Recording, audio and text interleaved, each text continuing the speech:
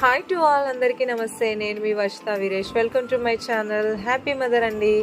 ఇవాళ నేను మా ఇంట్లో వెజిటేబుల్ రైస్ చేస్తున్నాను అండ్ దాంట్లోకి పప్పుచారు చేస్తున్నానండి. టమాటా పప్పు కందిపప్పుతో చేస్తున్నాను. ముందుగా అయితే బియ్యం కడిగేసి పక్కన పెట్టుకున్నానండి. అండ్ అలాగే పచ్చిమిర్చి, ఉల్లిపాయ, టమాటా, ఆలు ఇవన్నీ కట్ చేసి పక్కన పెట్టుకున్నాను. అండ్ అలాగే కొత్తిమీర, కరివేపాకు కూడా పక్కన పెట్టుకున్నానండి. ఇప్పుడు ఒక గిన్నె పెట్టేసుకొని దాంట్లో ఆయిల్ వేసేసుకొని ఆయిల్లో బిర్యానీ మసాలాలు మొత్తం వేసేసుకోవాలండి. బిర్యానీ ఆకు అలాంటివన్నీ కూడా కట్ చేసుకున్న ఇంతకుముందు మీకు చూపించాను కదా, ఉల్లిపాయ, పచ్చిమిర్చి ఇవన్నీ కూడా వేసుకున్నానండి. టమాటాలు, ఆలు ఇవన్నీ కూడా వేసేసుకున్నాను. ఇదంతా కూడా కలిపేసుకొని 1 మినిట్ ఆగిన తర్వాత దీంట్లో పసుపు, అల్లం వెల్లుల్లి పేస్ట్, రుచికి సరిపడా సాల్ట్ అండ్ కస్తూరి మేతి ఇవన్నీ కూడా వేసేసి కలిపి మూత పెట్టేసుకోవాలండి. మీ దగ్గర ధనియా పౌడర్ ఉన్నా లేదంటే ఇంకేదైనా మసాలా ఉన్నా 1 స్పూన్ యాడ్ చేసుకోండి. ఇప్పుడు బాగా మరుగుతున్న ఈ వాటర్లో ఇందాక కడిగి పక్కన పెట్టుకున్న రైస్ అంతా కూడా వేసేసుకోవాలండి. 1 గ్లాస్ రైస్ తీసుకున్నట్లయితే దానికి 1.5 గ్లాస్ వాటర్ అయితే యాడ్ చేసుకోవాలి. అండ్ ఇప్పుడు ఈవెన్గా అంతా కలిపేసుకొని మూత అయితే పెట్టేసుకోవాలండి. స్టవ్ని అయితే సిమ్లో పెట్టేసుకోవాలి. ఒకవైపు అయితే వెజిటేబుల్ రైస్ అయితే అవుతుందండి. ఇంకొక వైపు కుక్కర్లో అయితే పప్పు పెట్టేస్తున్నాను.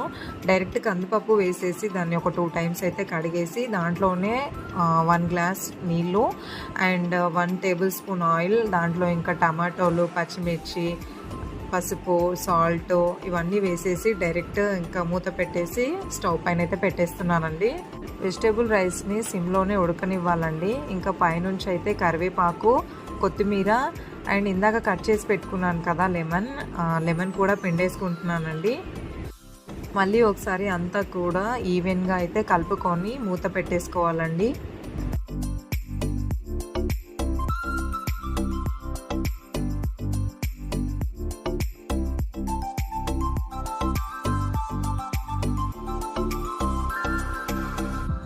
ఒకవైపు అయితే రైస్ అవుతోందండి, వెజిటేబుల్ రైస్. దీన్ని టమాటా రైస్ అని కూడా అనొచ్చు. మీ దగ్గర ఇంకా ఎక్స్ట్రాగా ఏవైనా వెజిటేబుల్స్ ఉంటే వాటిని కూడా యాడ్ చేసుకోవచ్చు. ఇక్కడ నాకు ఇవే ఉన్నాయండి. అండ్ ఇంకా ఎక్కువగా వేసినట్లయితే పిల్లలు తినరు కాబట్టి వీటితోనే నేను ఇలా రైస్ అయితే ప్రిపేర్ చేశాను. అండ్ పప్పు కూడా కంప్లీట్ అయిపోయిందండి. 4 విజిల్స్ అయితే వచ్చేసాయి. ఇంకా పోపు అయితే వేస్తున్నాను.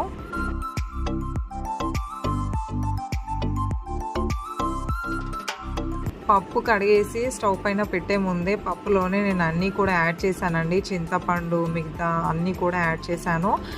ఇంకా పప్పు ఉడికిన తర్వాత దాంట్లో డైరెక్ట్ ఇంకా పోపు వేసేసుకోవడమేనండి. అండ్ ఇలా రైస్ పప్పు కాంబినేషన్ అయితే చాలా బాగుంటుంది.